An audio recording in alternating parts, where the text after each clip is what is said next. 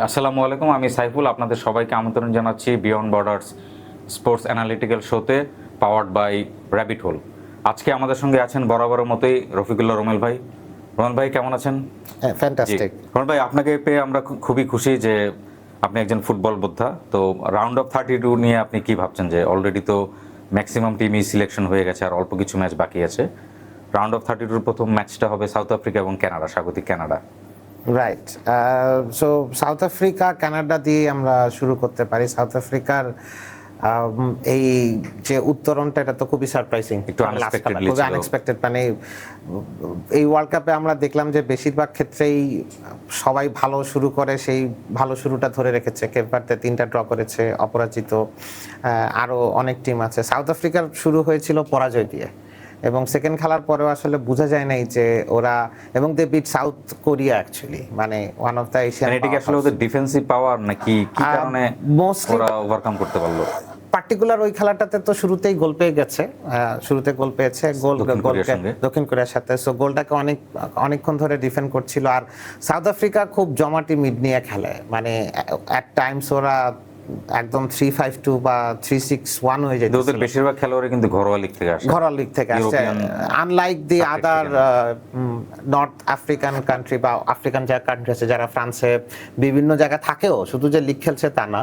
কিন্তু south Africa, আপনি ঠিকই বলেছেন, খুবই দে আর আনলাইক দি আদার, একদম ডোমেস্টিক্যাল। প্রায় 3 জন ছাড়া প্রায় সবাই ডোমেস্টিক লেগ থেকে আসছেন। বাট যে আমরা যে আলাপটা করছি, কানাডা খুবই ভালো খেলছে। Canada was very promising. মানে আমরা আগে সত্য আলাপ করেছি, ডেভিড স্পেরা খুব ভালো করছে।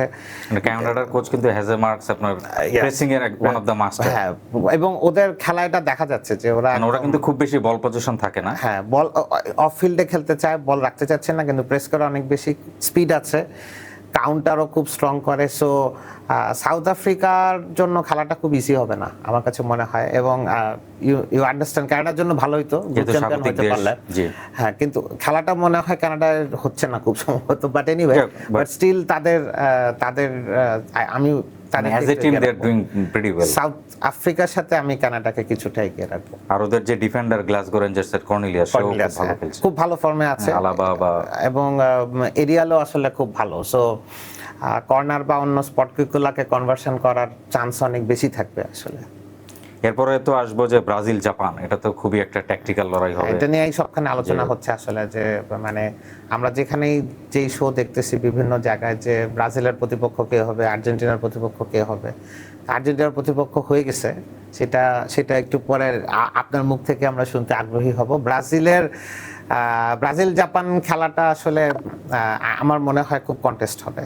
It will be a keenly contested match. Japan তো ট্রানজিশনালি খুব ভালো খেলে, যারা উইং এ থাকে তারা কিন্তু ভিতরে ঢুকে স্ট্রাইকিং পজিশনে চলে যাচ্ছে। সো ওদের আসলে 3টা মিড, উইদাকে দেখেছেন যে স্ট্রাইকার থেকে সে আবার কিন্তু উইং এ চলে আসে, এবং তখন আপনার কামাদা করছে। ও সেদিনের যদি একটা এক্সাম্পল দিব, যে সেদিন লাস্ট খেলা যে গোলটা তারা করেছে আসলে সুইডেনের সাথে, it was a fantastic team work ছিল। এই ওয়ার্ল্ড কাপের one of the fantastic team work, মানে স্পিডি টিম, খুবই স্পিডি, ওয়ান টাচ ফুটবল, একটা পাস, একদম ক্লিনিক্যাল ফিনিশ। সো জাপান আসলে যেটা করবে, আপনি এক্স্যাক্টলি ঠিক বলেছেন, জাপান উইল মানে surprise Brazil with speed.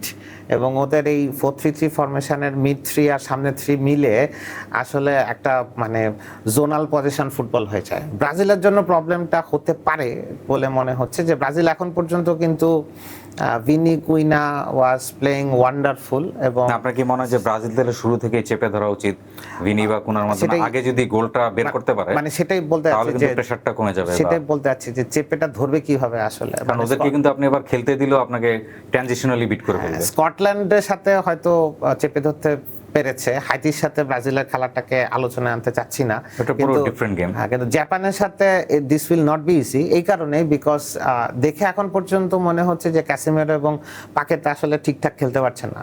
Casemiro যদিও ম্যানচেস্টার ইউনাইটেডে উনি ফ্যান্টাস্টিক একটা সিজন কাটিয়েছেন, কিন্তু ওনার বল রিকভারি করেছে, বাট ওনার রিকভারি হচ্ছে না আসলে। মানে উনি তো ডিফেন্সিভ মিড, সো ওর যে সমস্যাটা হচ্ছে রিকভার করতে পারছে না। একবার যদি স্পিডে জাপানের সাথে পিছনে পড়ে যায়, ডিফিকাল্ট হতে পারে। প্যাকেতা ইমপ্রুভিং, বাট অনেক ভুল ভুল পাস টাস দিচ্ছে, লাস্ট খেলাতেও কারণ মিডে কিন্তু কামাদা এবং আপনার দোয়া এটা কিন্তু মোর ক্রিয়েটিভ এবং কামাদা দোয়া কন্টিনিউয়াসলি সাইড চেঞ্জ করে খেলতেছে। সো ওদেরকে যদি চেজ করতে হয় এই স্পিডে আসলে ক্যাসিমার এবং পাকেদের জন্য ডিফিকাল্ট হইতে পারে।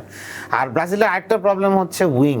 সো যদিও ডানিলো খেলা উইং ব্যাক থেকে লাইক আপনার যে ডানিলো বা ডগলাস সান্তোস যারা আছে তারা যদি আসলে একটু শেপে চলে আসে বা একটু ডিফেন্সের লাইনে থাকে তাহলে কিন্তু জাপানের যে উইং থেকে বা মিড থেকে ভিতরে ঢোকার যে চান্সটা ওই জায়গাটা কি ব্লক করার কি কোনো আপনি দেখছেন যে সেটা কি ব্রাজিল দেখছি না আসলে, কারণ ডানিলোর ডিফেন্সিভ কন্ট্রিবিউশন অনেক বেটার, লাস্ট খেলায় খুবই ভালো ছিল। কিন্তু আপনি যদি যে কোনো মানে একদম ফার্নিশড টিমগুলাকে দেখেন উইং থেকে কিন্তু প্রচুর সাপোর্ট আসে। মরক্কোকে দেখেন যে খেলাটা আসলে হাকিমি দিচ্ছে, সো ডানিলোর সাইড থেকে কিন্তু ওই কন্ট্রিবিউশন এখন পর্যন্ত নাই। সো এবং আরেকটা প্রবলেম হচ্ছে ডান দিকে যেহেতু রাফিনিয়া নাই, লাস্টের খেলায় রায়ান ভালোই খেলেছে, যদিও খুবই একটা একদম ইজি চান্স মিস করে ফেলেছে। ওর স্পিড আছে কিন্তু ওকে তো আসলে ব্যাক দিতে হবে, সে এখনো অ্যাকোমোড মানে এখনো করতে পারে নাই। সো বন্ডিংটা সো আমার কাছে মানে জাপান তো আসলে খুব ট্যাকটিক্যালি খেলবে, ব্রাজিলের জন্য খেলাটা খুব ডিফিকাল্ট। মরক্কোর সাথে ফার্স্ট খেলা ছিল বাট ওখানে যে সমস্যাটা হয়েছে, সো এই ক্ষেত্রে ব্রাজিলকে উইন করতে হলে আসলে ম্যাজিক লাগবে, ওই একটা ভিনি ম্যাজিক বা কুইনা এরকম। গুইমারেস খুব ভালো খেলতেছে। Talking about Brazil mid, Guimaraes was really fantastic. ও খুব ভালো, কিন্তু ওর পক্ষে একা আসলে এই পুরা মিড। জাপানের পক্ষে কি এনরিক কি কিছু করতে পারবে? মানে আপনার কি মনে হয়? Enrique will probably come as a substitute, কারণ আনচেলত্তি এখন পর্যন্ত যেটা করছে, কারণ যেটা বললাম যে জাপান কিন্তু শেষের দিকে গোল দিয়ে পরে বড় দলগুলোকে হারিয়ে সেটা করতে পারে। বাট ব্রাজিলের সবচেয়ে বড় সুবিধাটা বলি, সেটা হচ্ছে ফুটবল তো গোলের খেলা, গোল তো দিতে হবে, এটা নিয়ে কোনো সন্দেহ নাই। সো এখন পর্যন্ত মার্কুইনোস আর গ্যাব্রিয়েল খুব সলিড, মানে গোল খেয়ে গেছে। আমার যেটা মনে হচ্ছে যে ওরা যদি একটু রাফ খেলে, মিড থেকে যদি একটু ফাউল করে, হ্যাঁ আপনি যদি স্টপ করতে পারেন, আবার গ্যাব্রিয়েল বা মার্কুইনোস যদি একটু বল উড়িয়ে মারে বা লিথালি খেলে, তাহলে কিন্তু খেলবে কিনা সেটাই হচ্ছে প্রশ্ন। বাট এখন পর্যন্ত আসলে ওরা খুব সলিড, মানে এরিয়াল ডুয়েল বলেন, একদম ফার্স্ট টাইম ট্যাকল বলেন, বল রিকভারি বলেন, খুব ভালো। আর জাপানের প্লেয়াররা দেখতে ছোট কিন্তু মানে ও খুবই অ্যাজাইল, কিন্তু মানে ও কিন্তু হল্যান্ডের সাথে সেকেন্ড গোলটা নিশ্চয়ই মনে আছে, ওরা সেট পিস থেকে গোল করছে, কিন্তু লাভ দিয়ে ভ্যান ডাইক আর মাঝখান দিয়ে লাভ দিয়ে গোল করছে। সো এই খেলাটা আসলে খুব ইজি হবে না ব্রাজিল ফ্যানদের জন্য। আই থিংক ফিঙ্গার ক্রস, মানে আমার প্রেডিকশন ব্রাজিলের সুবিধা হলো আবার জাপানকে হারাতে পারলে they will get some momentum. হ্যাঁ সেটা নিয়ে কোনো সন্দেহ নাই, বাট এই খেলাটা এক্সট্রা টাইমে গেলেও যাইতে পারে। আর আরেকটা হচ্ছে যে ভিনিসিয়াসের সঙ্গে যেমন আপনি আর্জেন্টিনার মেসিকে দেখেছেন, আলমাদা এবং বাম প্রান্ত থেকে মেদিনা, ফাকুন্দো মেদিনা, ওরা কিন্তু একটা লিঙ্ক প্লে করেছে। হ্যাঁ সেটাই ব্রাজিলের কিন্তু এখানে যেহেতু উইং ব্যাকের একটু কম সাপ্লাই আসতেছে, হ্যাঁ বাট এরা ইকুইপড। আপনার গুইমারাসকেই কিন্তু আসলে লিঙ্ক প্লেটা করতে হচ্ছে ভিনিসিয়াসের সাথে। ড্যানিলোর খেলা তো আমরা ইভেন্টাসে দেখেছি, সো হয়তো একটু মানে এই মুহূর্তে ফর্মে নাই, বাট অ্যাবিলিটি আছে। সো যেটা হয় বিগ প্ল্যাটফর্মগুলোতে সময়ের সাথে সাথে কিন্তু বিগ টিমগুলো পারফর্ম করা শুরু করে। সো যদি ড্যানিলো ওই শেপে চলে আসে, of course he has that ability, তাহলে আবার খেলা অন্যরকম হয়ে যাবে। আর ডিফেন্সে থাকবে যে ক্যাসিমিরো যদি বদলি হয়ে আবার ফ্যাবিনো আসে, ফ্যাবিনো কিন্তু ডেফিনেটলি জাপানকে প্রোটেক্ট করার কথা না। মানে আমি এই অনেস্টলি এই ব্রাজিল টিমে কাউকে দেখছি না মানে ওই জায়গাটা থেকে আর কি। সো এটা যদি অ্যাডারসন আসে বা এরা কি কম্প্যাক্ট করতে পারবে ইভেন সেকেন্ড হাফে, বলা খুব মুশকিল। একটা ফর্ম জাপান কিন্তু ভয়ঙ্কর সেই সেকেন্ড হাফ। আপনি তো 3টা খেলা খেলে ফেলছেন, এখন এখানে যারা 3টা খেলা খেলে ফেলছে এই সেটআপের বাইরে যদি নতুন প্লেয়ারকে আনতে যান, হঠাৎ করে ওদের জন্য অ্যাডাপ্ট করা ডিফিকাল্ট, যেটা আসলে জাপানের সুবিধা। যদি খেয়াল করে দেখেন একদম হুবহু একই সেটআপে কিন্তু 3 খেলা খেলে বের হয়ে গেছে। সো মনে হয় ভাই নেদারল্যান্ডস মরক্কো নিয়ে কি ভাবছেন? এটা প্রবাবলি দ্য সেকেন্ড ম্যাচ, যেটা আমার কাছে এখন পর্যন্ত মানে almost equal battle, almost equal এবং এটাও টাফ হবে। মানে নেদারল্যান্ড 10 গোল করেছে, ফরমেশন কিন্তু একই রকম 4-2-3-1। হ্যাঁ 4-2-3-1 খেলছে নেদারল্যান্ডস। তো মানে এই কোমেনের আন্ডারে একটা সময় 4-3-3 খেলতো, কিন্তু এখন আসলে ওই সেটআপটা নাই। কিছু প্লেয়ার, জ্যাভি সিমন্স ইনজুর্ড হয়ে গেছে, তারপর রাইট ব্যাকে গাভার্নবাচ আসলে ওর স্পিডটা মানে ওর ওই ধারটা আসলে বোঝা যাচ্ছে না। সো টিমবারকে এখানে নেদারল্যান্ড খুব বিগ টাইম মিস করতেছে। নেদারল্যান্ডের সবচেয়ে বড় ঝামেলাটা হইতেছে সামনে ডান দিকে মালেন, মানে অন্য এই 4-2-3 যে ডান দিকটা, এই ডান দিকে আসলে এই এই সাইডটা আসলে ক্লিকই করে নাই, শুরু থেকে ক্লিক করে নাই। সামারভিল প্রত্যেকটা খেলাতেই নামতেছে, আমার দুইটা তো গোলও করছে, এবং অন্যান্য খেলাগুলোতে রবারিও আসলে ভালো খেলেছে। ওই আসলে মেইন ইনক্লুশনটা, এই ট্যাকটিক্যাল সুইচ ওভারটা খুব ভালো হয়েছে, মানে একটা প্রপার 9 স্ট্রাইকার চলে আসাতে নেদারল্যান্ডের জন্য খুব ভালো হয়েছে। আচ্ছা, আপনার কি মনে হয় মালেনের জায়গায় ডামফ্রিজ যদি রাইট উইঙ্গার খেলে আর এদিকে যদি টিম্বার রাইট ব্যাকে খেলে তাহলে কি টিম্বার তো মানে নাকি ইনজুর্ড? মেইন টিম্বার তো নেই, মানে জুরিয়ান টিম্বার নাই, ওর না, ভাই তো আসলে রাইট ব্যাক যেটা। হ্যাঁ, ফরমেশন চেঞ্জ করে ফেলতে হবে, সেটা খেলার অপশন ওদের আছে, নাই যে একদম না, কারণ মিকি ভ্যান্ডেনভেন্ডকে ওরা লাস্ট খেলাতে খেলায় নাই, হলুদ কার্ড, আরেকটা খেলে সাসপেন্ড হয়ে যাইতো, সো একে নামছিল খেলার জন্য, অবশ্য লেফট সাইডে খেলে। সো ও লেফট সাইডে খেলে, সো যদি আমরা ব্যাক থ্রি ফরমেশন করে ফাইট থাকতে করতে পারে। হাতও থাকতে পারে। সো বাট নেদারল্যান্ড এই চান্সটা নিবে না, মানে আমরা যেভাবে ভাবতেছি, আমার ধারণা মালেনের উপরে কোচের এখনো ভরসা আছে, বাট ওকে জ্বলে উঠতে হবে, এটা একটা কথা। আর ওইদিকে একটা বড় ডুয়েল হবে আর কি, মানে হাকিমি এবং গ্যাকপো মারাত্মক ডুয়েল হবে, এই ডুয়েলটার উপরে আসলে অনেক কিছু উই লাভ ইট, যে আসলে ওটার জন্য আমরা এবং গ্যাকপোর একটা বসে থাকবো। জিনিস যদি খেয়াল করেন, গ্যাকপো কিন্তু আসলে ট্রেল ব্যাক করে না, মানে ও দৌড়ায় এসে, মানে পিছন থেকে দৌড়ায় যে আবার ও হাকিমিকে এই সাইডে চার্জ করবে, এটা একটু কম করে। সো যেটা হচ্ছে, গ্যাকপো যদি হাকিমের কাছে বল লুজ করে আর যদি একটা কাউন্টার হয়, তাহলে আবার হল্যান্ডের কিন্তু এটা কাভার দেওয়ার জন্য ওই সাইডের প্লেয়ারদেরকে দৌড়াদৌড়ি করতে হবে। বাট তারপরেও এখন পর্যন্ত মানে Holland, Netherlands, they know what they are doing. সবচেয়ে বড় স্ট্রেংথটা হচ্ছে গাভার্নবাচ এবং ফ্র্যাঙ্কি ডি ইয়ং। আচ্ছা, এখানে ফ্র্যাঙ্কি ডি ইয়ং কিন্তু বার্সেলোনা যেতে একটু বিট স্লো, হ্যাঁ, if I am not wrong. তো এখানে কিন্তু মরক্কোর এল নাইউ বা বুয়াদ দিয়ারা কিন্তু ফার্স্ট টাইমই ক্লিয়ার করে ফেলে। আপনার কি মনে হয়, আপনার মরক্কোর সাইডটা? তো মরক্কোর আমার এই জায়গাটা মনে হয় যে বুয়াদ দি বা এল আইনু এরা কিন্তু জংকে বিটও করতে পারে, হ্যাঁ, বিট করতে পারে, সেটা সম্ভব। পেসের দিক থেকে হোক, বল ক্লিয়ারেন্সের দিক থেকে হোক, এইটা নেদারল্যান্ডসকে একটু মরক্কোর ট্রাবল দিতে পারে। বাট ওরা আবার কমপ্লিমেন্টারি ফুটবল খেলছে তো দুই দল, মানে মরক্কো খুব বেশি বল পজিশন নিতে চায় না, নেদারল্যান্ড বল পজিশন দিতে চায় না, তখন কিন্তু তাকে থামিয়ে দিবে, মিড ব্লকটা করবে, তখন বিট করতে পারে, সেটার একটা সম্ভাবনা আছে। বাট দেখেন, দিন এগেইন, মানে গাভার্নবাচ খুব স্পিডি, আর ডিফেন্সে ভ্যানাকে, এবং ওই জায়গায় হয়তো সমস্যাটা না, মেইন সমস্যাটা হচ্ছে দুইটা উইংয়ে, এই উইংয়ের সাথে ফাইটে আসলে নেদারল্যান্ড বল লুজ করলে, আর মরক্কো, আমি জানি আপনিও ভালো বলতে পারেন যেহেতু ফলো করতেছেন, মরক্কোর স্কোরিং এ বোধহয় একটা প্রবলেম আছে, মানে সাইবারি ছাড়া গত বিশ্বকাপে জিএস বা আপনার বাউফলরা গোল করেছিল, ওটা দেখতে পাচ্ছি না, কারণ লাস্ট খেলায় তো আসলে হাকিমি গোল করেছে, সো এইটা একটা ব্যাপার। বাট নেদারল্যান্ড স্লাইটলি এগিয়ে থাকতে পারে হয়তো, বাট বাকিটা দেখা যাক। এরপরে আসতে পারি যে আইভরি কোস্ট, কোত দিভোয়া এবং নরওয়ের ম্যাচটা নিয়ে যদি আপনি কিছু বলেন। যে হ্যাঁ, নরওয়ে তো আসলে লাস্ট খেলাটায় সবাইকে বসাই রাখলো, সো আমার ধারণা ও এটা কি কোনো ফিজিক্যাল ব্যাটল হতে পারে? এটা ফিজিক্যাল ব্যাটেলই হবে, মানে আমার ধারণা হিসেবে করে রাখছে যে ফ্রান্সের সাথে ড্র করলেও তো রানার আপ হইতো, সো ও ফ্রান্সের সঙ্গে তো খেললো একটা দ্বিতীয়, হ্যাঁ, মানে যদি ধরেন সবাই মিলে খেলেও ড্র হইতো, তাহলেও আসলে ও রানার আপই হইতো। তো ও একেবারে ফ্রেশ মাইন্ডে চিন্তা করছে যে কোট ডিভোয়ারের সাথে আইভরি কোস্টের সাথে খেলতে হইলে কি করতে হবে, সো এই কারণে সব প্লেয়ারকে রেস্ট দিয়ে দিচ্ছে, কাউকে নামায় নাই।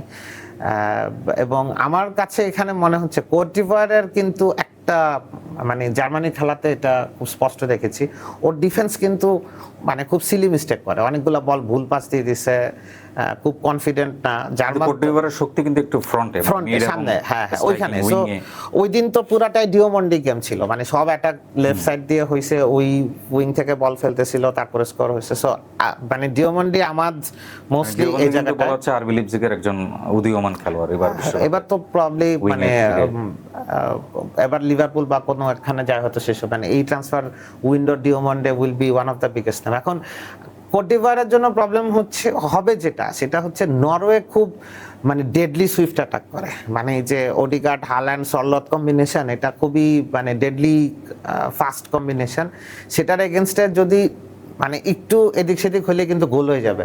মানে আনলাইক যাদেরকে নিয়ে কথা বলতেছি, Robin, Netherland, Brazil, Canada, south Africa, Haaland তো মিস করবে না, হালান্ড ও রেস্ট পেয়ে আছে, ও তেতে আছে, ও কিন্তু মিস করবে না, মানে বল পাইলেই নেদারল্যান্ড কিন্তু আপনি যদি দেখেন কনভার্সন রেট যদি দেখেন শর্টেড গোল আর অ্যাটেম্পটেড গোল যদি দেখেন কনভার্সন রেটটা বেশি। হ্যাঁ নরওয়ে তাদের কনভার্সন রেট খুব ভালো এবং অন দা বলে তো পেনাল্টি বক্সের ভিতরে হাল্যান্ডের মতো ডেডলি প্লেয়ার আসলে ফ্রান্সের এমবাপ্পে আর ইয়ে ছাড়া অন্যরা নাই। সো এই জায়গাটায় আইভরি কোস্টকে ওই মিড থেকে ব্লকটা করতে হবে, তিনজন সেন্ট্রাল মিড থেকে ব্লক করতে হবে এবং ডিফেন্স ক্যাসি একটু বয়স হয়ে গেছে, ক্যাসিরও আসলে বয়স হয়ে গেছে। ওই স্পিডটা নাই যেটা নটিংহ্যাম ফরেস্টের সাঙ্গারে আছে, সো আর পেপে থাকবে স্ট্রাইকিং এ।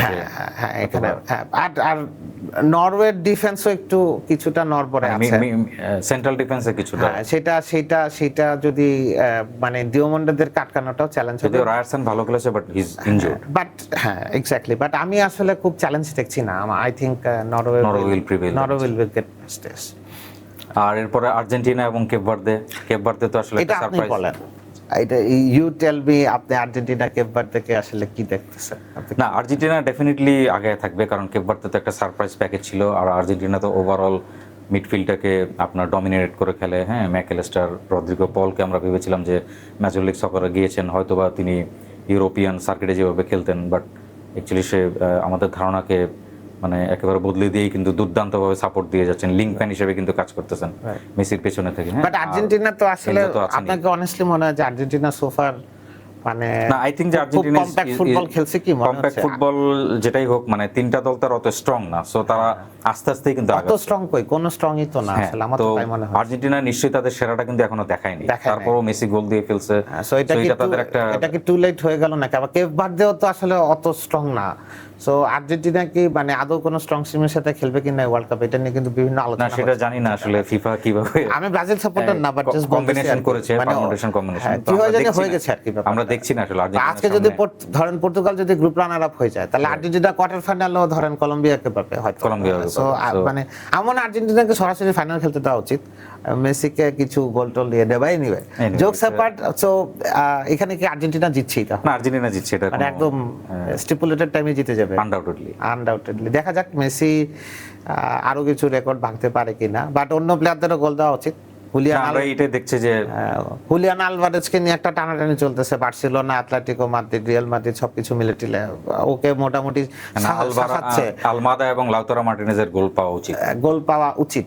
মানে আর্জেন্টিনা, আমি এটাকে একটা গ্রিম সাইন হিসাবে দেখি যে মেসি আলভারেজ ছাড়া তো কেউ গোল আলভারেজই, দিচ্ছে না। so- আপনি যদি গোলগুলা দেখেন, মানে আলভারেজকে কিন্তু ওই দিনও পাস দিল, ওই শট আলভারেজ কেন মিস করছে কেউ বলতে পারে না।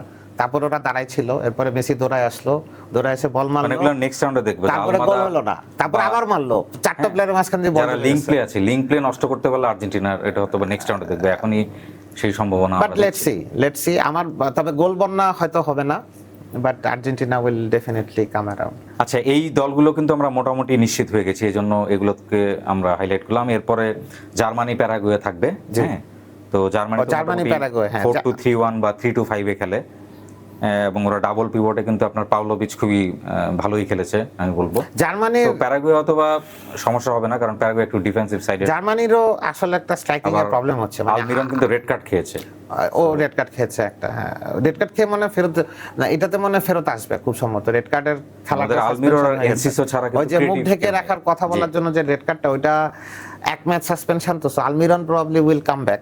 আপনি বলতেছিলেন যে আর্জেন্টিনাকে নিয়ে ফিফা কোনো কিছু করছে কিনা। ও আচ্ছা, হ্যাঁ তো করতে আপনি পারে। দেখেন যে আলমিরনের যে রেড কার্ডটা আসলো মুখ থেকে, ওটা তো ভিনিসিয়াসের জন্যই। ফিফা আসলে কি করতেছে, অনেক কিছু করতেছে আমার ধারণা। শেষ পর্যন্ত ইরান যদি টিকে থাকে তাহলে আসলে ওয়ার্ল্ড কাপটা খুব ভালো হবে, সেই আলোচনাটা আমরা আসবো। জার্মানির সম্বন্ধে একটা কথা হচ্ছে যে Germany still to get their perfect nine, মানে হাভার্টজ কিন্তু ওই প্রথম খেলায় কুরাসাওয়ের সাথে পেনাল্টি আর আরেকটা গোল ছাড়া ওর কিন্তু হচ্ছে না, হি ইজ নট ফায়ারিং। উনদাফকে নামতে আর হচ্ছে, মুসিয়ালা কিন্তু নামেই কিনা আমি জানি না। না নামছে, মুসিয়ালা খেলছে না, তার কি পারফরম্যান্স খুব বেশি যে একেবারে টপ নচ আসছে? না, টপ নচ আসে নাই, লং টার্ম ইনজুরির পরে ফেরত আসছে, সো সেই জায়গায় একটা সমস্যা এখনো আছে। বাট জার্মানিকে আসলে বাঁচায় রাখছে ওই দুইটা প্লেয়ার, পাভলোভিচ আর নেমচা, একদম। সো ওই জার্মানি খেলতে চলতেছে ওই জায়গায়, মানে ওরা ওরা আসলে অ্যাবসোলুট সিডিএম বলতে যেটা বোঝায়, মানে defensively they are very strong. আপনি যদি দেখেন যতগুলা গোল হয়েছে এদের পাশ থেকে আসছে। নেমচা তো ওয়াজ, মানে আমি প্লেয়ারটাকে আগে দেখি নাই, বরুসিয়া ডর্টমুন্ড খুব বেশি দেখি নাই। সো ও মানে হি ওয়াজ ফ্যান্টাস্টিক। সো ও যেই ধরনের ফরওয়ার্ড পাসিং করতেছে, এটার যদি কনভার্সন রেট খুব ভালো হতো তাহলে আসলে একটা বড় সুযোগ হতো বলে আমাদের কাছে মনে হয়। অনেকটা সামির খেদিরার মতোই। হ্যাঁ, অনেকটা চলে আসে যে আসলে অনেকটা এখনো অনেক ইয়াং, অন্য দেশ থেকে আসা পরে জার্মানিতে অ্যাডাপ্ট করা। হ্যাঁ, সেটা একটা সুযোগ আছে। আচ্ছা, এরপরে স্পেন এবং এরপরের প্রতিদ্বন্দ্বী হতে পারে অস্ট্রিয়া বা আলজেরিয়া, যদি ওই ম্যাচটা আজকেই রাতে। আচ্ছা, আজকের খেলাটা নিয়ে কিন্তু অনেক কথা হচ্ছে। অস্ট্রিয়া আলজেরিয়া নিয়ে অনেক কথা হচ্ছে। আবার ওই যে গিহনের কেলেঙ্কারি বা গিজনের কেলেঙ্কারিতে তখন কিন্তু জার্মানি অস্ট্রিয়ার সাথে একটা পাতানো ম্যাচ খেলে আলজেরিয়াকে বাদ দিছিল। এখন সেই আলজেরিয়া আবার অস্ট্রিয়ার সাথে খেলতেছে। এখন এখানে অনেকে বলছে যে কেউ ইচ্ছে করেও হেরে যেতে পারে, যে টু অ্যাভয়েড হেরে হয়তো যাবে না, হেরে যাওয়াটা একটু রিস্কি হতে পারে। হেরে যাওয়ার সমস্যাটা হচ্ছে, হেরে যাওয়ার রিস্ক নিতে হলে তো আপনার ধরেন গোল এভারেজ আরো পিছায় যাবে। ইন দ্যাট কেস তখন কোরিয়া আর ইরান কোয়ালিফাই করে পয়েন্ট সমান, কিন্তু আলজেরিয়ার গোল ডিফারেন্স মাইনাস আছে। ওদের জন্য সবচেয়ে সেফ গেম হচ্ছে যে অস্ট্রেলিয়া আই থিংক ডিফেন্সিভলি খেলবে আজকে। অস্ট্রিয়া যদি ড্র করতে পারে তাহলে ভালো, এবং একটা সময়ের পরে যখন আলজেরিয়া যে টের পাবে যে জিততে পারতেছে না, তখন ও ড্রয়ের জন্য খেলবে। সো এই খেলাটা ড্র হয়ে গেলে 4 পয়েন্ট হইলে আসলে both will qualify. Algeria will become the third place, Austria will face Spain in the round of 32, যেটা নিয়ে আমরা আলাপ করতেছি। কিন্তু সেক্ষেত্রে মানে আমার ব্যক্তিগত মন খারাপের জায়গাটা হচ্ছে তখন সাউথ কোরিয়া, আমাদের এশিয়ার দুইটা দল, সাউথ কোরিয়া তখন মানে বাদ পড়ে আর কি, আমার মনে হচ্ছে সেটা। না, ইরানও কিন্তু ইনফ্যাক্ট ইরানও সে কি না, কারণ ওই কঙ্গো এবং বাকি যে খেলাগুলা হচ্ছে সেটার উপরে ডিপেন্ড করছে। ফ্রান্স এবং সুইডেন, আবারও কি গোলের মহোৎসব হবে সুইডেনের বিরুদ্ধে? সুইডেন তো একটা অদ্ভুত দল, ওরা এক খেলায় 5 গোল দিচ্ছে আর এক খেলায় 5 গোল খাচ্ছে। বাট জাপানের সাথে যেটা দেখলাম গতকাল, লাস্ট খেলা যেটা দেখলাম জাপানের সাথে হ্যাটট্রিক করলো ডেম্বেলে, হ্যাটট্রিক, হ্যাঁ মানে ওটা করেছে নরওয়ের সাথে, নরওয়ের সেকেন্ড টাইমের সাথে। আমি সুইডেনের কথা বলছি। জাপান সুইডেনের থার্ড খেলাতে এসে সুইডেনের মিডটা একটু স্টেবল হয়েছে, মানে ওর মিডটাকে দেখা যাচ্ছে, মানে এটাকে তো আয়েরি ছাড়া কাউকে দেখাই যাইতেছিল না, বাট ও আসলে এখন একটু এই লাস্ট খেলা দেখা গেছে ডিফেন্সে অনেক সিনিয়র প্লেয়ার, লিন্ডেলফরা বুড়ো হয়ে গেছে, স্পিড কম, বাট সেদিন মোটামুটি করছিল। সুইডেনের সবচেয়ে বড় সুবিধা হচ্ছে লাস্ট খেলাতে কোচের এই ট্যাকটিক্যাল সুইচিংটা ভালো। ও একেবারে ফ্রন্ট থ্রিতে এলেঙ্গা সহই না, এলেঙ্গা সহই স্টার্ট করেছে। হ্যাঁ, সো আইজাক এলেঙ্গা হিওকারেস, সেটা তো মানে ইয়োকারেস আর আইজাক তো নো ডাউট, এলেঙ্গাও ভালো। আইজাকের খেলায় কি আপনি হ্যাপি? ও গোল, মানে ওর বোধহয় হাইয়েস্ট অ্যাসিস্ট আছে, 3টা গোলে অ্যাসিস্ট করেছে। বাট ওর খেলায় হ্যাপির চেয়ে বড় কথা হচ্ছে আমার ধারণার পজিশনিং এর প্রবলেম হচ্ছে। মানে ও যেই জায়গায় ও যে অথরিটি নিয়ে নিউক্যাসলে খেলতো বা লিভারপুলে ইনজুরি ছাড়া যতটুকু খেলেছে, মানে এই জায়গাটা আমার ধারণা মানে এই 4-4-2 বা একটু মিসম্যাচ হচ্ছে। কারণ এই ইয়োকারেস তো আসলে ও ফিক্স প্লেয়ার না, ও কিন্তু মানে খুবই সুইচ ওভার, রাইট লেফট দুই সাইডে মুভ করে। সো আইজাক আসলে আমার ধারণা ওর রোলটা ঠিক বুঝতেছে না, যে ওর কাছে এমন কোনো বল কিন্তু আসে নাই যে ও মিস করছে। হ্যাঁ, বলও পাচ্ছে না। হ্যাঁ, বলও যে বরং ও যতটুকু পেয়েছে সেখান থেকে অ্যাসিস্ট করেছে। আমি খুব একটা ফ্রান্সের সাথে আসলে সব চিন্তা করে লাভ নাই, কারণ ফ্রান্সের সাথে যেটা হওয়ার সেটা হবেই। ফ্রান্স একমাত্র টিম এখন পর্যন্ত আমার কাছে মনে হয়েছে যার ডিফেন্সও খুব ভালো খেলতেছে, ডিফেন্সে মানে ফ্যান্টাস্টিকলি ভালো খেলতেছে। কিন্তু আপনি কোনের কথা বলতে পারেন, সে ডিফেন্স এবং অ্যাটাকিং দুটোই কিন্তু দারুণ, খুবই ভালো খেলতেছে। উপাকামেনো ওয়াজ ভেরি সলিড। বরং আমার পছন্দের একটা খুব প্লেয়ার থিও হার্নান্দেজ, ওই আসলে ও যেই রকম ফ্ল্যামবয়েন্ট প্লেয়ার আর কি, ওর অ্যাটাকিং এ ওই অ্যাসিস্টের জায়গাটা, যেহেতু সে এখন সৌদি লিগে খেলছে, আগের মতো তো সেই বয়স হয়ে গেছে কিছুটা এগেইন, তারপরে ওয়ার্ল্ড কাপে তো আছে, সো এটা দেখতে পাচ্ছি। বাট ফ্রান্সের সাথে সুইডেনের একেবারে 200% খেলতে হবে। এখানে সুইডেনের আমি কোনো চান্সই দেখি না, তবে আবার গোল বন্যা হবে সেটাও দেখি না। আবার ফ্রান্সের একলিশ কিন্তু এখনো জায়গাই পাচ্ছেন না, is one kind of playmaker. আমরা যেটা আশা করতে পারি খেলা শুরুর কিছুক্ষণের মধ্যে ফ্রান্স যদি ইসাক হিওকারেস এদের ম্যাজিকে যদি 1-2টা গোল সুইডেন করে ফেলতে পারে, তাহলে we have a game on hand. তখন খেলাটা জমবে আর কি। তখন আবার সুইডেন যদি একটা কেপ ভার্দে টাইপের চেহারা নিয়ে ফেলতে পারে, তখন খেলাটা ইন্টারেস্টিং হবে। আচ্ছা, এরপরে আমরা আসবো স্বাগতিক মেক্সিকো, যার সঙ্গে ডেমোক্রেটিক রিপাবলিক অফ কঙ্গো এবং ক্রোয়েশিয়া আসতে পারে। এটা খুবই ইম্পর্টেন্ট মানে বাছাইয়ের জন্য, যে ডেমোক্রেটিক রিপাবলিক অফ কঙ্গো যদি উজবেকিস্তানকে হারাতে পারে। আবার উজবেকিস্তানও কিন্তু সেদিন খুব পর্তুগালের সঙ্গে মানে অনেকগুলো গোল খেলেও ভালো প্রেসিং করেছে। হ্যাঁ, এই শোটা যখন আবার ক্রোয়েশিয়া এবং এই শোটা যখন এয়ার হচ্ছে তখন তো ধরেন এগুলা মীমাংসিত প্রশ্ন।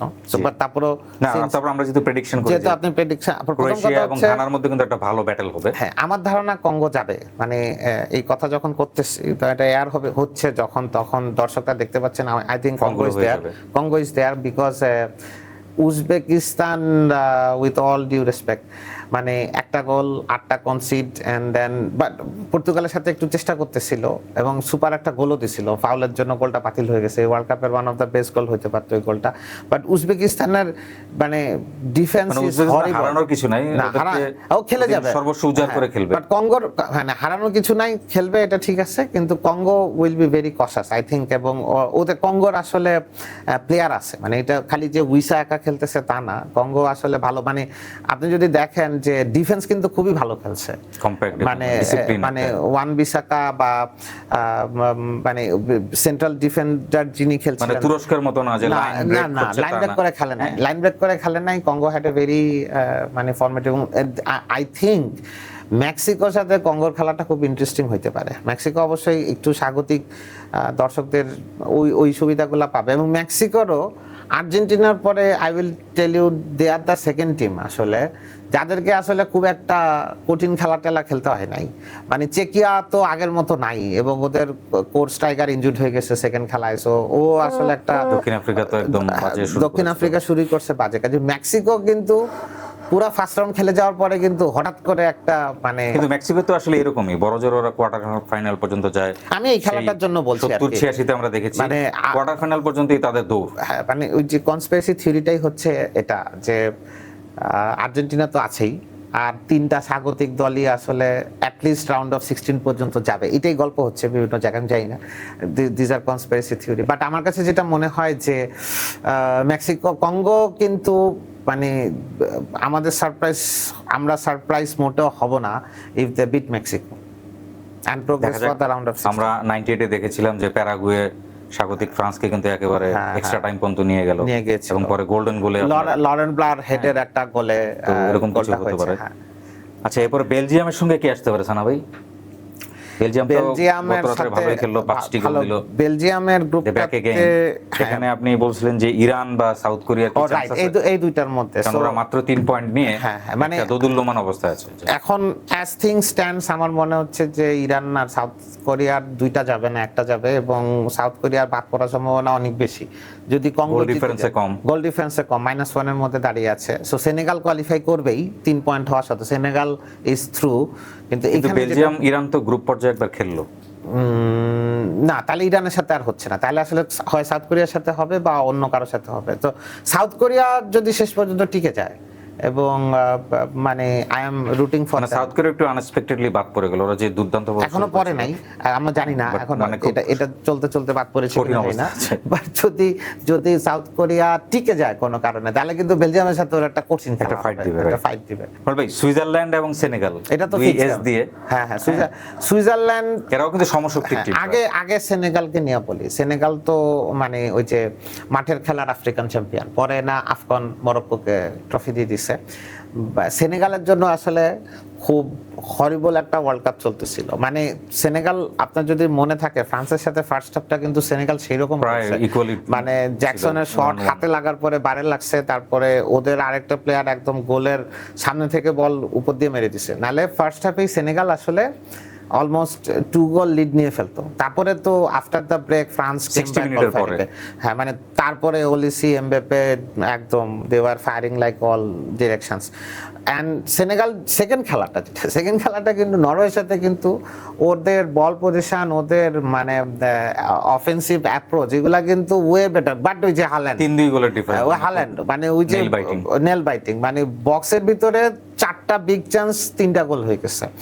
তো এন্ড দেন এইরকম একটা প্রেসারে মানে সেনেগালের তো ইরাকের উপরে চড়াও হওয়া ছাড়া আর কোনো রাস্তা ছিল না, এবং একদম রাইটফুলি চড়াও হয়ে 5 গোল মানে 6-7টা গোলও হইতে পারতো। So Senegal actually they are on the momentum, তারা খুব রাইট টাইমে সুইজারল্যান্ড একটু ইনকনসিস্টেন্ট, মানে তাপমাত্রার ব্যাপার থাকতে পারে, পাকিস্তানের মতো দেখা যায় কারোর সঙ্গে ভালো খেলে কারোর সঙ্গে ভালো দুই খেলে নম্বর যায়। হচ্ছে সুইজারল্যান্ড আসলে ফিজিক্যাল টিমের এগেইনস্টে কেমন করবে এটা আসলে আমাদের দেখা বড় হয় নাই। পরীক্ষা, এটা একটা বড় পরীক্ষা।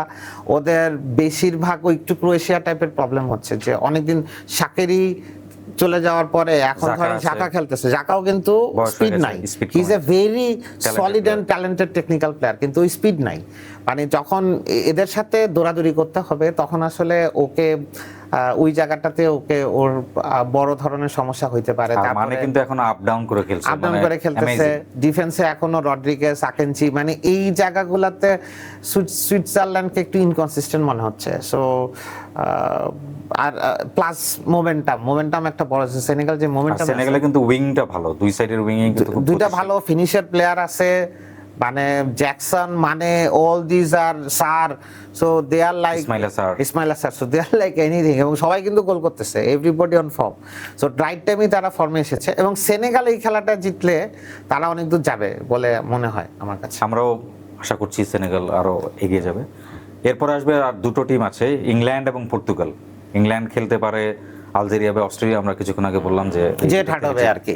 ইংল্যান্ডের জন্য এটা ইজি গেম, মানে ইংল্যান্ড তো রাউন্ড অফ 32 নিয়ে কথা বলতেছি, ফায়ারিং পাওয়ার আছে, রাউন্ড অফ 32 নিয়ে কথা বলতেছি না, এগুলাতে ইংল্যান্ড জিতবেই আর কি, এগুলা জিতবে, it is coming home Tomé এসব বলবে, তারপরে আর হোমে কাপ যাবে না। সো ইংল্যান্ডকে নিয়ে অত বড় ডিসকাশন না, আমরা হচ্ছে এই দলগুলো যে তাহলে একটা ইন্টেন্স কম্পিটিশন হবে। হ্যাঁ, ইংল্যান্ডের শত্রু তো ইংল্যান্ড নিজেই আসলে, মানে ধরেন ওই যে কোন এক, কিন্তু তারপর এই দলটা কিন্তু অনেক মেধাবী, যে বুকো কোনো সাকা, সন্দেহ নাই, সবসময় এটা তো গর্ডন। এবার না প্রতিবারই, মানে ওরা আসলে কেন জিততে পারে না এটা আসলে কেউ বলতে পারে না। ওই কোন এক ওঝা বলেছেন উনি ব্ল্যাক ম্যাজিক করেছেন দেখে হ্যারিকেন মিস করেছেন, বাট অনেস্টলি ওই দিন ঘানার সেই ওজা সাথে তো বললো এখন ইংল্যান্ডের ফেভারে উনি কাজ করবে। কাজ করবে, দেখা কিন্তু কিন্তু আবার পরে বলেছে পর্তুগাল চ্যাম্পিয়ন হবে, তো ওজাররা যেভাবে বলে আর কি। এখন যেটা হয়েছে ওই দিন ঘানার সাথে আপনার যেই লেভেলের মানে মিস করছে ইংল্যান্ড, এটা খুবই আনবিলিভেবল, এইটা রিপিট করলে বিপদ হইতে পারে। এবং আমার ধারণা সাকা স্টার্টিং না করা পর্যন্ত ইংল্যান্ড আসলে রিদমে আসতেছে না, মানে দেয়ার আর সামথিং উই ডোন্ট নো, মানে সাকার হয়তো কোনো একটা প্রোফাউন্ড ইনজুরি এখনো পুরোপুরি, সো মানে আই এম শিওর টুখেল খুব বেশি রিস্ক নিতে চাচ্ছে না জিনিসটা নিয়ে। সো সাকা আসতেছে, কিন্তু মুসিয়ালার মতো এই জায়গায় একটু মুসিয়ালা তো স্টার্ট করতেছে, মুসিয়ালা স্টার্টিং হয়তো পুরো রিদমে নাই। হ্যাঁ, সাকাকে কিন্তু খুব কেয়ারফুলি ইউজ করা হচ্ছে। সো সাকা যখন মানে ও যখন আসে ওই তখন খেলার আসলে খুব বেশি সময় থাকে না, এটা একটা প্রবলেম হচ্ছে আমার ধারণা। He need to start. আর বাম দিকে রাশফোর্ডও আসতেছে আসলে একটা চেঞ্জ হিসাবে। সো মানে গর্ডনের ব্যাপারটা ওভার হাইপ কিনা জানি না, মানে বার্সেলোনা কিনে ফেলছে নরবার, আমার কাছে ওকে মানে no doubt one kind of striker আসলে, হ্যাঁ, মানে no doubt he is a মানে ভেরি ইয়াং ট্যালেন্টেড প্লেয়ার, কিন্তু যে রকমের ওভার হাইপ হচ্ছে টুখেল আসলে তার চেয়ে কিন্তু মাইনু অনেক বেশি ইউটিলিটি প্লেয়ার। মাইনু তো আসলে খেলবে মিডে, মানে মাইনুকে নামতে হইলে আসলে ডেকলান রাইস বা এলিয়ট অ্যান্ডারসনের যে কোনো একজনকে আইদার ইনজুর্ড হইতে হবে নাহলে খারাপ খেলতে হবে, আদারওয়াইজ টেন্স ম্যাচে মাইনুকে এগুলো আমরা পরবর্তী রাউন্ডে দেখব এই ধরনের পরবর্তীটা। হ্যাঁ, এইটাই, যদি কারণ সম্মেলন ঘটাতে পারে ইংল্যান্ড তো আরো কিছু তো যাবে। সো যেতে যেতে প্লেয়ারদের আসলে প্লেয়াররা ফ্যাটিক হবে, এক্সস্টেড হবে। সো তখন আবার ওই সময় আবার ওই যে ধরেন এক্সট্রা টাইমে খেলা হচ্ছে, হ্যাঁ ওই সময়টা মাইনুদেরকে লাগতে পারে। বাট আমার প্রবলেম দুইটা ইংল্যান্ডের। এক নম্বর হচ্ছে যে ওর ডান দিক কাজ করতেছে না একেবারে, মানে মাদুয়েকে is not at all that player whatsoever to have any sort of penetration, doesn't matter ও আর্সেনালে কি খেলছে, এই ওয়ার্ল্ড কাপে আসলে ভালো দলের সাথে হবে না, ওখানে সাকাকে আসলে লাগবেই। আর বাম দিকে আমি মানে আই থিংক রাশফোর্ডকে স্টার্ট করানো উচিত। Thank you. সর্বশেষে আমরা আসবো পর্তুগাল এবং ইকুয়েডর নিয়ে, আপনার কি ভাবনা? আচ্ছা, এইটা আগে পর্তুগালকে নিয়ে বলি। পর্তুগাল ইকুয়েডর আসলে খেলতেছে কিনা এগেইন এই শো যখন এয়ার হবে, কারণ আজকের খেলাটা কিন্তু খুবই ইম্পর্টেন্ট কলম্বিয়ার সাথে, এবং পর্তুগাল যে কাহিনী কঙ্গোর সাথে ঘটায় রাখছে আর কি। সো আজকে যদি ড্র করে তাহলে তো আসলে Colombia group champion, Colombia group champion হইলে কিন্তু এই বাংলাদেশ সহ সারা বিশ্বের মানে এই যে যেই স্বপ্ন মেসি রোনাল্ডো, এটা কিন্তু আজকে রাতেই শেষ। এটা কিন্তু এই যেই বলতেছি যে আজকে এই শো এয়ার হতেই কিন্তু মানে বোঝা যাবে তখন পরবর্তীতে ওই দলটার মানে মেসি রোনাল্ডোর মানে এইটা তো সবচেয়ে হাইপড আপ, মানে গ্লোবালি কোয়ার্টার ফাইনালে আর্জেন্টিনার পর্তুগাল খেলবে, এটাই তো গল্পটা। সো আজকে রাতে পর্তুগালকে আসলে জিততে হবেই না জিতে তাহলে আর কোনো আশা নেই এবং পুরা ফিক্সচারের ধরনই চেঞ্জ হয়ে যাবে এবং আর্জেন্টিনার জন্য তখন আরো ইজি হয়ে যাবে আর কি, মানে যদি কেপ ভার্দের সাথে না হেরে বসে। সো রোনাল্ডো আজকে আমার পর্তুগালকে নিয়ে আমি ওদের রাউন্ড অফ 32 নিয়ে আসলে কলম্বিয়া আবার কিন্তু নেইমারকে যেভাবে ইনজুর করেছিল 14 সালে এরকম কিছু ঘটায় কিনা, বাট আমার একটু যেটা rough মনে team। হয় রবার্টো মার্টিনেজের আসলে মানে সে তো কল নেয়, তাকে একটু সাহসী কোচের জায়গায় আসতে হবে, মানে মানে অনেস্টলি মানে অনেকে বলছে বেলজিয়ামের সোনালী প্রজন্ম কিছুটা ধ্বংস করেছেন, এখন কি পর্তুগালকে করবেন কিনা মার্টিনেজ? বেলজিয়ামের সোনালী প্রজন্ম মাঠে ওইভাবে সোনালী প্রজন্মের মতো খেলে নাই, আর পর্তুগালের এই প্রজন্মকে তো আসলে খেলতে আপনি দেখেন পর্তুগালের 2টা খেলা হয়ে গেছে, আপনি ভিটিনহা আর জো নেভেসকে কি মাঠে দেখছেন মানে ঠিকঠাক মতো কিছু মনে করতে পারছেন ওদের কোনো বিগ চান্স ক্রিয়েট করছে? 2টা ভিটিনা 2টা কাটব্যাক করছে, নেভেসও পাস দিছিল, রোনাল্ডো বাইরে মেরে দিছে বল। আসলে সমস্যাটা কিন্তু কেমিস্ট্রি নাকি?